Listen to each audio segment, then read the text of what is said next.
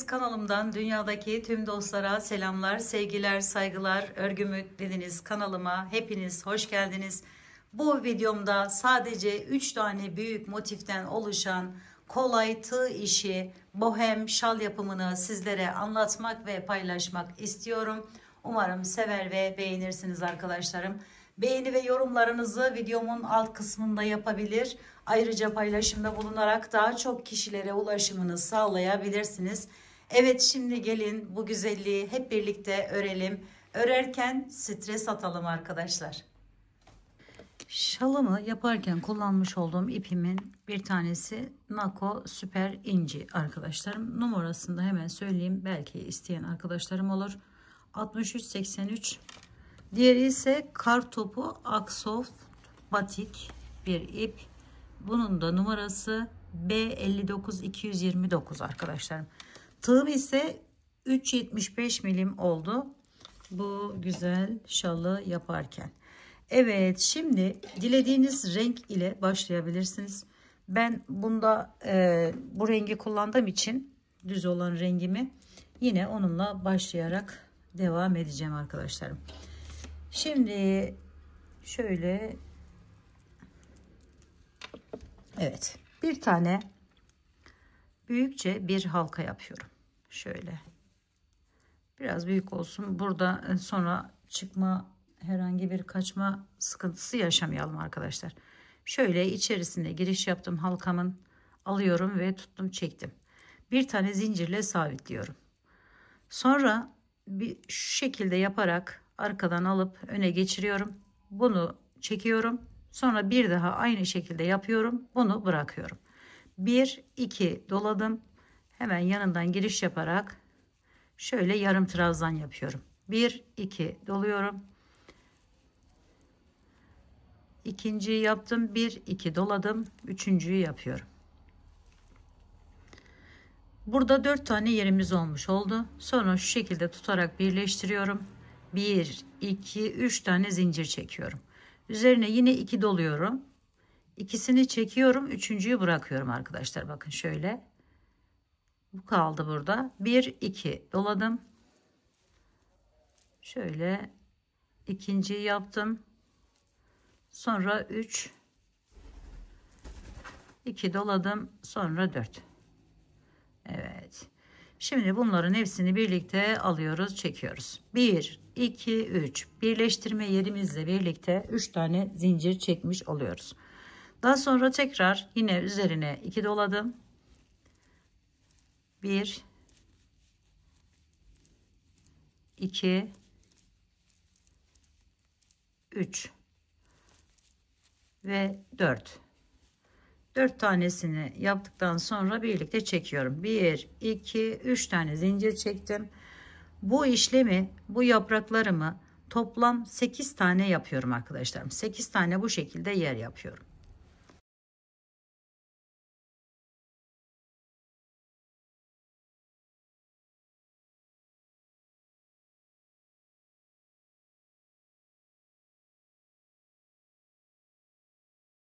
Evet arkadaşlarım, bakın şöyle sayalım. 1 2 3 4 5 6 7 ve 8 tane yaptıktan sonra 8'den 3 tanesini yaptım. Şimdi dördüncüyü yapacağım. Şöyle girişimi yapıyorum. Burada arkadaşlarım bu ipimi şöyle yuvarlak halkamdan kalan ipimi iyice sıkılaştırıyorum. Daha sonra o ipimle birlikte şöyle yukarıya doğru çekme işlemini devam ediyorum. Bakın şöyle. Böyle daha güzel oluyor. Hem kapatıyor hem de çıkması imkansız hale geliyor. Sonra şu şekilde alıp şöyle çektim. Sonra buraya 1 2 tane zincir çekiyorum. Evet, 8 tane yaprak yaptıktan sonra 2 zincir çekiyorum. Üzerine 1 aldım. Geliyorum, bakın şu tepe noktasından giriş yapıyorum. Şöyle. Sonra diğer renk ipimi alıyorum. Onu da birazcık bıraktıktan sonra şöyle onunla bu ikili trabzanımı sıkı bir şekilde yapıyorum arkadaşlarım. Bakın bunu bıraktık burada. Sonra buradan arkadaşlarım bakın şöyle giriş yapıyorum. Arkadan çektim öne. Bir tane buraya sık iğne yapıyorum. Sonra biraz yükseliyorum. Bir tane daha bu şekilde yer yapıyorum. Diğerini de yapıyorum. Üçlü trabzan yapacağımız için. Sonra 2 doluyorum. Bu boşluğa 1 2 3 toplam 4 tane yerimiz olmuş oluyor. Sonra birleştirdim. Şimdi 1 2 burası köşelerimden bir tanesi olacak arkadaşlarım. Daha sonra bakın bu ipimi de burada bırakıyorum. Sonra gelen boşluğa 2 tane 2 zincirden 2 zincir çektik bu arada. Yine bu boşluğa önce 4 tane yarım trabzan yapıyorum. 1 2 3 ve 4. Sonra bunları çektim. Bu araya arkadaşlarım 3 tane zincir çekiyorum. 2 3. Sonra üzerine yine 2 dolayıp aynı yerin içerisine yine 4 tane önce yarım trabzanımı yapıyorum. Şöyle 3 oldu. Bu da 4. Bakın 4 tane yaptık. Bunun hepsini birlikte çekiyoruz. Sonra 1 2 zincir çekiyoruz. Köşemizin bir tanesi burasıydı dediğim gibi. Şimdi buraya bir köşe yapacağız. Buranın içerisine buraya yapmıştık 2 tane, 3 tane yapacağız arkadaşlarım. 2 zincirimizi çektik, aldık üzerine. 2 doladık. Önce 4 tane yarım trabzanlarımızı yapıyoruz. İkili yarım trabzan arkadaşlar. Çünkü üçlü trabzan boyutunda gördüğünüz gibi. Şimdi 4 yaptım. Çekiyorum. 1, 2, 3 tane zincir çekiyorum. Bu aralar hep 3 tane. Ancak bu aralarda 2 tane zincir çekeceğiz arkadaşlarım.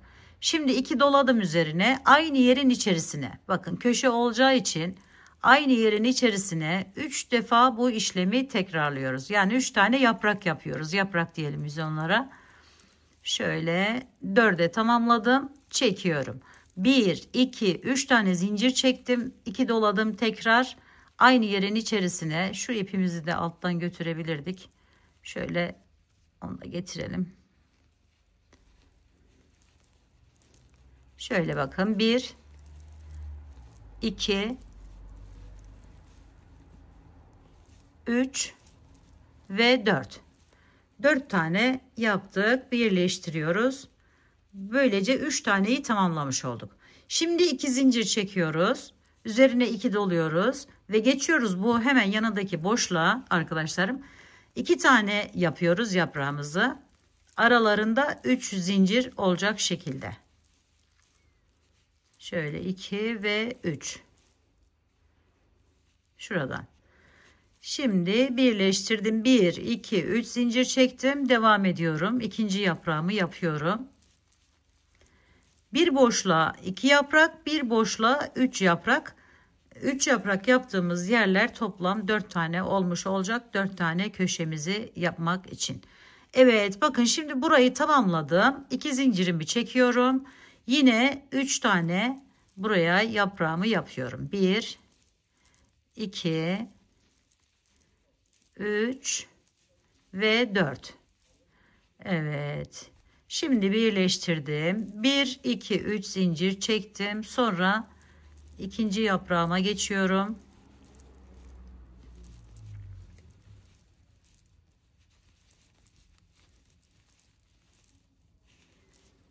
İkinci yaprağımı yaptım. 3 zincirimi çektim. Üçüncü yaprağıma geçiyorum.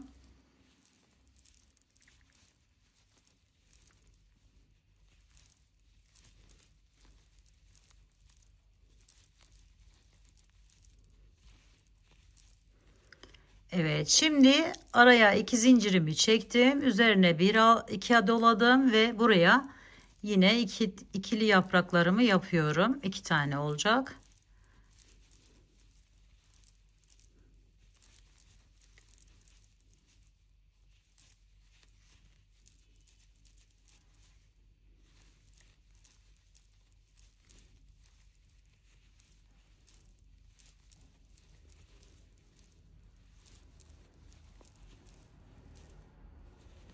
Evet bakın 2 taneyi yaptım.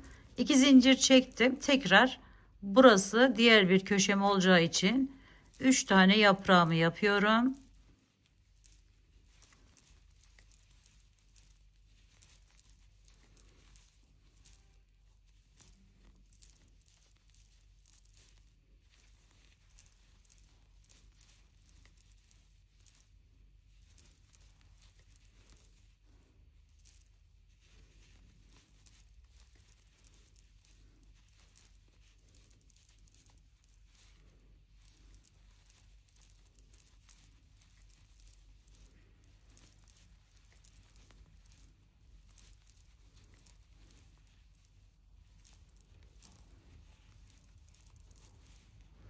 Şimdi bu köşemi de tamamladım.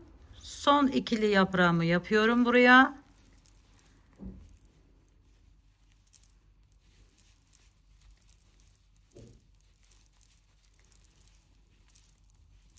Birleştirdim. 1 2 3 tane zincirimi çektim. İkinci yaprağımı yapıyorum.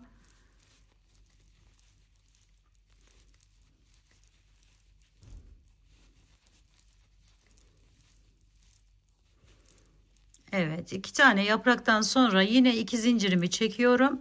Bakın, bu üçlü yapacağım yerin bir tanesini yapmıştım. Şimdi 2 tane buraya yine yaprağımı yapıyorum önce. 1 2 3 ve 4 birleştirdim. 1 2 3 zincir çektim. Şimdi ortadakini yapacağım.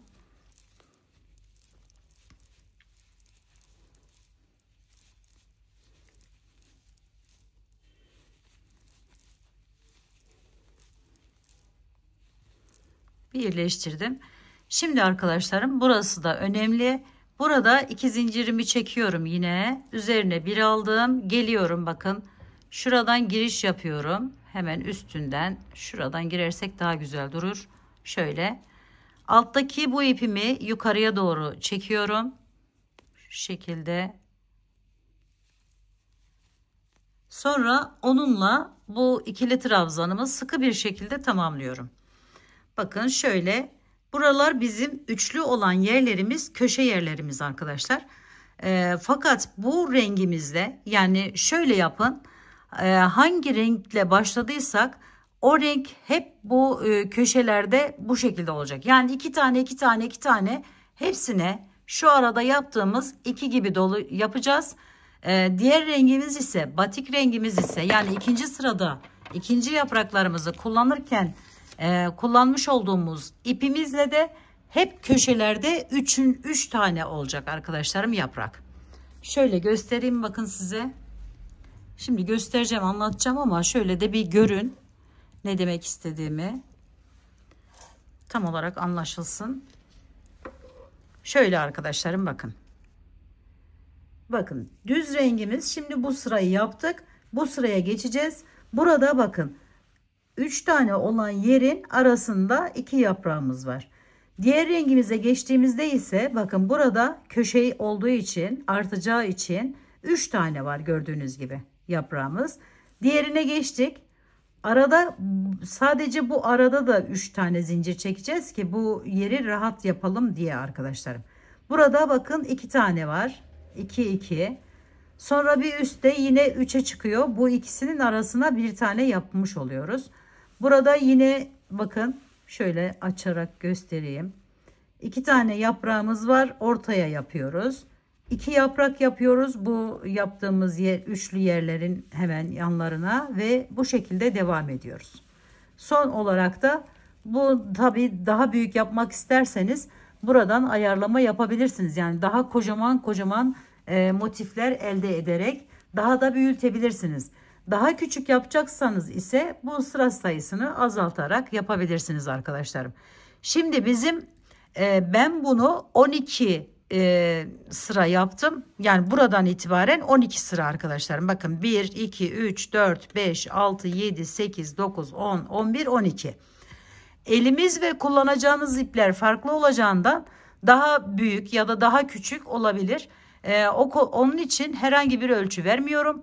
Bu 12 sıra benim için yeterli olduğundan ben bu şekilde 3 tane parça yapacağım. Şimdi şurayı daha net göstermek amaçlı şöyle İnşallah anlaşılmıştır arkadaşlarım. Şimdi bunu alıyorum. Bakın bu ipime geçtim artık. Bunu burada bırakacağız. Dönüşte tekrar onunla devam edeceğiz diğer sırayı. Şimdi yine bakın şöyle girişimizi yapıyoruz. Bir tane buraya sık iğnemizi yaptık. Hemen birinciyi yaptık şöyle arkadan alarak. İkinciyi de yapıp bırakıyoruz. Sonra üzerine 2 doluyoruz. Ve yine yarım trabzanlarımızı yapıyoruz. Şöyle 3 ve 4. Şu ipimiz de bu tarafta kalacak arkadaşlarım. O yüzden şu dördüncüyü en azından onu bu tarafa alarak yaparsanız daha güzel olur. Geçiş böyle çirkin durmaz. Evet, şöyle 4 tane yaptım, tamamladım. 1 2. Aslında bu orta yerde kullandığımız ip, gerçi farklı renklerle de devam edebilirsiniz. Yani illaki böyle iki renkle yapacaksınız diye bir şey yok. Şimdi iki zincirimizi çektik. Sonra bu ortasına, bakın şuranın ortasına giriş yapıyoruz.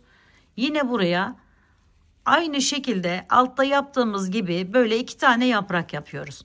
Yani bu sırada aslında 3. sırada arkadaşlarım hepsinin içerisine ikişer yaprak yaparak devam ediyoruz. Sadece köşedeki zincir sayısı 3 olacak. Başka da herhangi bir değişiklik, farklılık yok arkadaşlar. Şöyle devam edelim. 2 3 4 birleştirdim. 1 2 3 pardon 2 zincir çektim. Üzerine 2 aldım. Bakın şimdi köşeye geldim. Köşenin buraya yapmıyoruz arkadaşlarım kesinlikle. Şurasından devam edeceğim. Şöyle. Köşeye giriş yaptım. Normal yaptım. Yaprakları 2 tane şeklinde buraya uyguluyorum. Şöyle 1 2 3 zincir çektim, üzerine 2 aldım, yine diğer yaprağımı yapıyorum.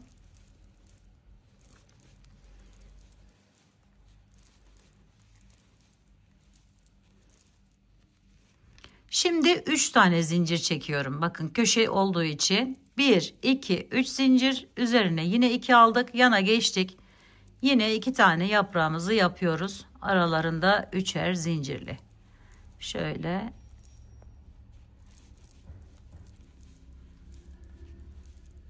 birleştirdim. 1 2 3 zincir çektim. İkinci yaprağımı da yapıyorum.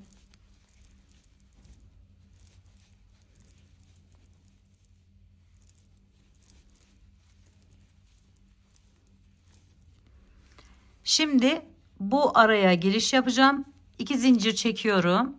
Sonra üzerine 2 aldım yine. Bakın şu ortadaki yerimin içerisinden, yani şunu da söyleyebilirim arkadaşlarım. Bakın bu hiç aralardan değil. Hepsi aynı hizadan devam ediyor. Şöyle gördüğünüz gibi. Aralardan böyle sıra sıra devam ediyor. Şu aralardan hiç almıyoruz. Evet, bilen arkadaşlarım buraları geçebilir. Bilmeyen arkadaşlarım için özellikle bu detayları vermek istedim. Bu şekilde devam ediyoruz.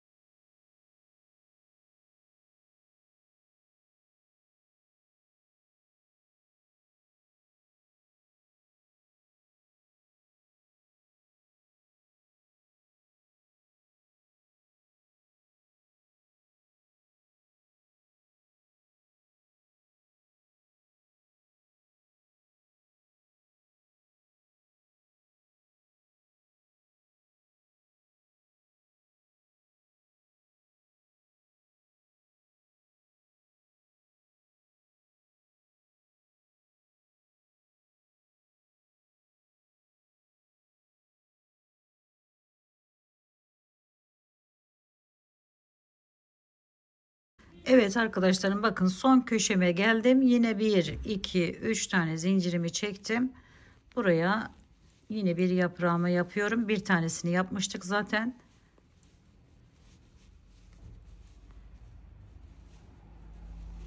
Üç ve 4, şöyle 1 2 zincir üzerine bir aldık. Alttaki ipimizi yukarıya doğru çekiyoruz. Bu şekilde. Sonra ona geçiyoruz artık. Evet. Şimdi şu köşeler, buralara üçer tane yapacağız. Bu sırada hemen buradan, burası artık köşeden yavaş yavaş bu tarafa doğru geçiş yapıyoruz arkadaşlar. Büyüdükçe tam buraya dek getirim gelmeyebiliyor. Getirmeye çalışırsak da bu ip buradan buraya kadar geçeceği için sıkıntı olur, çirkin olur. O yüzden bu şekilde yavaş yavaş köşeden yana doğru kayma oluyor. Bilginiz olsun. Şöyle aldım. Yine bir tane yaprağımı buraya yapıyorum. Burası köşenin, bakın şu köşemiz, alttaki yaprağımızın hemen üstü boşluğumuz, köşenin yan tarafındaki, yani şurası oluyor arkadaşlar. Bakın şöyle. Bu devam edip gidecek. Bunun tekini yapalım önce. 2 4 tane tamamlamışız. Şöyle aldım. 1 2 zincir, yine 1 2 doluyorum. Hemen yanındaki ikili yaprağımın arasından, bakın şuradan giriş yapıyorum. Ve buraya yine 2 tane yaparak devam ediyorum. 2 3 ve 4.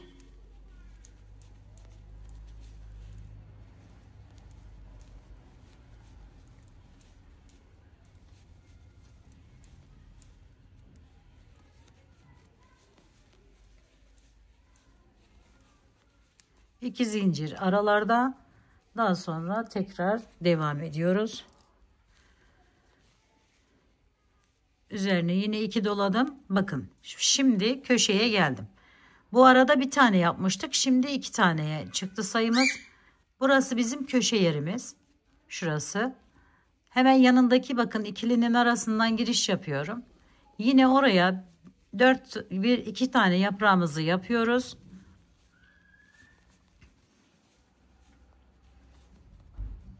Bir, iki, üç zincir. Sonra ikinci yaprağımı da yapıyorum. 1 2 3 ve 4 birleştirdim. Şimdi arkadaşlarım yine 2 zincir üzerine 2 aldım. Aradaki ikisinin arasındaki boşluktan giriş yapıyorum ve buraya 3 tane yaprak yapıyorum.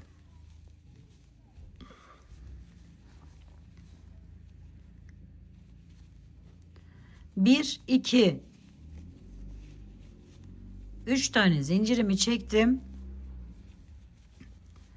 Tekrar ikinci yaprağıma devam ediyorum. 3 tane yaprağı bu boşluğa yapıyoruz. 1 2 3 zincir. Üçüncüyü yapıyoruz şu anda.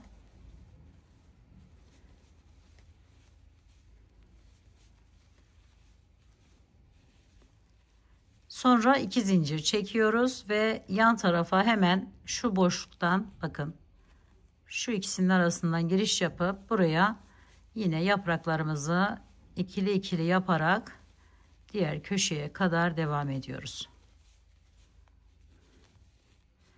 1 2 3 zincir boşluk araya, ikinci yaprağı da yaptık.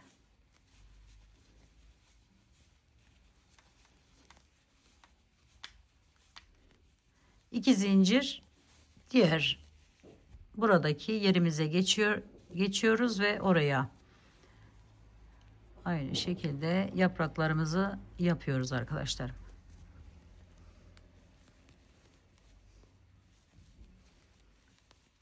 Evet, böyle devam ediyoruz ve dediğim gibi 12 sıra benim için yeterli. Ben 12 sıra devam ettiriyorum. 3 tane bu şekilde motif yapıyoruz arkadaşlarım. Büyük büyük motiflerden. 2 zincir, tekrar devam edelim. Şimdi bir daha size şurayı göstereyim arkadaşlarım. Şöyle.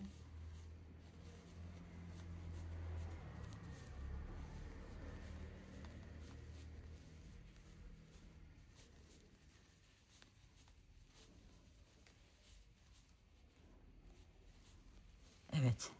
Şimdi 2 zincir köşeye geldik. Köşemize 3 tane yaprağımızı aralarında 3'er tane zincir çekerek yapıyoruz.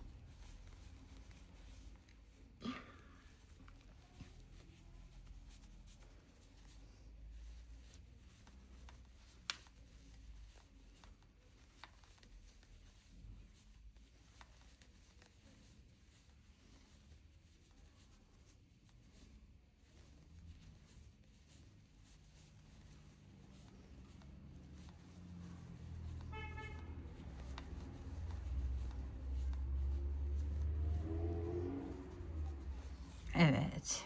Bakın 3 taneyi yaptık. Şimdi yanından devam edeceğiz. Ve bu şekilde devam ediyoruz. Şöyle. Dediğim gibi bakın batik ipimde hep köşelere 3 tane. Daha sonra buradan ayrılıyor. Bakın bu böyle devam edecek. Bu buradan devam edecek.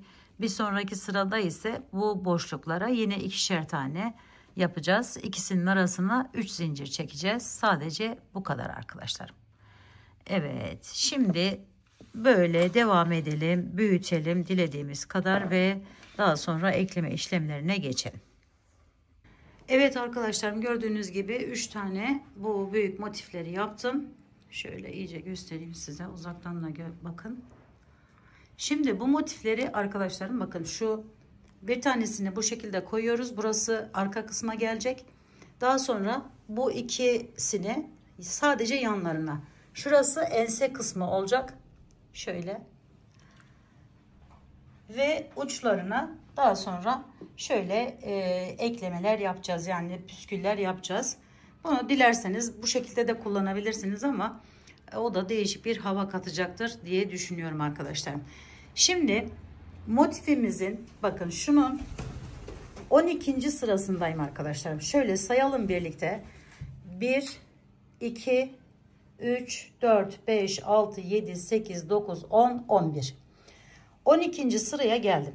Burada gördüğünüz gibi. Bu köşeyi normal bir şekilde yaptım. Buraya geldim. Şimdi bunu buraya ekleyeceğim arkadaşlar. Bir de batik bir ip kullanıyorsanız şayet şeye de dikkat edebilirsiniz arkadaşlar. Bu eklerken hani renk şeyine de dikkat edebilirsiniz. Mesela bunu şu şekilde eklersek yeşilleri bir arada toplamış oluruz. Bu sadece bir fikir. 2 renk de yapabilirsiniz tabi. Tek renk de yapabilirsiniz. Dilediğiniz şekilde yapabilirsiniz. Evet, şimdi bunları birbirine eklemeyi göstereyim ben size buradan bir miktar. Bu da arkadaşlarım ne kadar, bu saçak kısmını ne kadar istiyorsanız kendinize bir ölçü belirleyip ipi kesip daha sonra bu ben 3 tanesini yaptım. Siz daha fazla da yapabilirsiniz tabi. Bunu da şu şekilde göstereyim size takılışını. Şöyle 3 tanesini topluyorum. Şöyle ortasını buluyorum. Ben bu rengimi şuralara taktım. Diğer rengimi de, batik olan ipimi de aralara takacağım arkadaşlarım. Şöyle birazdan onu da görürsünüz zaten. Şu şekilde yapıp geçirdim. Bir tane daha yapalım. Biraz daha yavaş yapmaya çalışayım. Şöyle bakın. Şunun ortasından giriş yapıyorum. Bunu da aldım. Şöyle çekiyorum. Ve şu şekilde bağlıyorum. Dediğim gibi batik olan ipleri de şu aralara takacağım. Ve böylelikle şalımızı tamamlayacağız. Şimdi arkadaşlarım, burada nasıl ekleme yapacağız onu göstermek istiyorum sizlere. Şöyle bu köşede batik iple olan yerimize 3 tane yer yapıyorduk. Aynı bu şekilde bakın. İkincisini yaptım. Üçüncüsünü yapmadan şu aradan giriş yapıyorum. Şöyle bağlıyorum. 2 zincir çektik tabi. Sonra tekrar 2 zincir çekiyorum. Üzerine yine 2 doluyorum. Geliyorum buraya. 1 2 3 4 tane yarım trabzanımı yaptım. Birleştiriyorum ve geliyorum. Bir tane buraya zincir çekiyorum. Bir, şu ara bakın. Şu ikisinin arası. Oraya denk geldiği için şöyle aldım, bağlıyorum. Bir tane zincir daha çekiyorum. Üzerine 2 doladım. Geçiyorum buraya. Bakın şuraya. Buraya yine önce 4 tane yerimizi yapıyoruz. 2 3 4 birleştirdik. Bir zincir çektik. Aralarda 2 zincir olduğu için. Sonra pardon 3 zincir var. 2 tane çektim. Şuradan giriş yapıyorum. Bu kasmasın arkadaşlar. Ona özen gösterin. Şöyle hemen diğer yaprağımı da yapıyorum. Yani bu zincir çektiğimiz yerleri birleştirim yerimiz olarak yapıp birleştiriyoruz. Bu arada 2 zincir olduğu için bir tanesini çektim. Sonra bağlıyorum. Bir tane daha çektim ve devam ediyorum. Bakın ikiliyi yaptım. Buraya geçtim.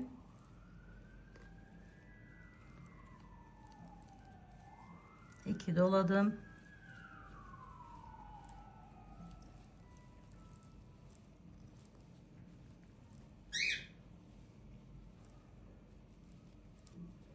İki tane zincirimi çektim. Şu arasından giriş yapıyorum. Bir iki tane daha çektim. Dediğim gibi kasmasın arkadaşlarım. Sonra devam ediyorum.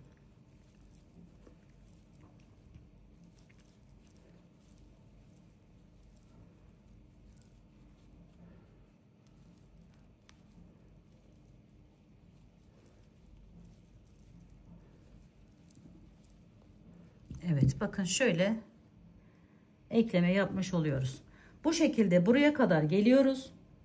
Sonra bu motifimizi yani üçüncü şu motifimizi alıp aynı şekilde köşesinden başlayarak aşağıya kadar buraya kadar eklememizi yapıyoruz.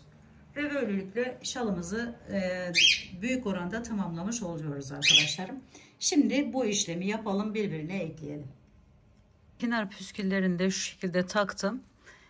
Şimdi şu yaka kısmına yani ön kısmındaki ayrım yerine bakın şöyle hemen şuradan ipimi taktım gördüğünüz gibi. Şöyle yapıyoruz arkadaşlar. İpimizi taktık. 1 2 3 4 tane zincir çektik. Üzerine 2 doladık. Olduğumuz yerin hemen içerisine giriş yaparak buraya bir yine şu şekilde üçlü trabzanlar yapıyoruz. Önce yarım yapıyoruz. Bu kadar yetiyor. Sonra birleştirdik. Sonra gelip bakın diğerinin içerisinden giriş yapıyorum ve buraya sık iğne ile tutunuyorum. Şöyle bakın daha güzel dursun diye. Şöyle 1 2 3 4 zincir 2 doladık. Giriş yaptık boşluğa. 1 2 3 birleştirdik. Geliyoruz bu ara boşluğa. Sık iğne ile tutunuyoruz. Ve şöyle güzel bir görüntü ortaya çıkıyor arkadaşlar. Bir tane daha birlikte yapalım. Ve bu kenarını da bu şekilde tamamlayalım.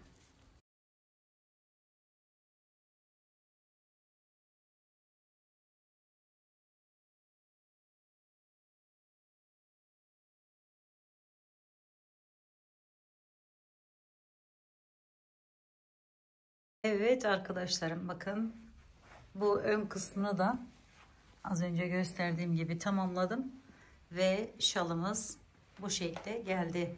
Umarım sevmiş ve beğenmişsinizdir. Yapacak olan arkadaşlarıma şimdiden kolaylıklar diliyorum. Örgümü dediğiniz kanalıma abone olmayı, beğenmeyi, yorum yapmayı, paylaşımda bulunmayı unutmazsanız çok mutlu olurum. Bir dahaki en farklı, en değişik örgü model, teknik ve tasarımlarında görüşmek üzere. Hoşça kalın, sağlıkla kalın, Allah'a emanet olun.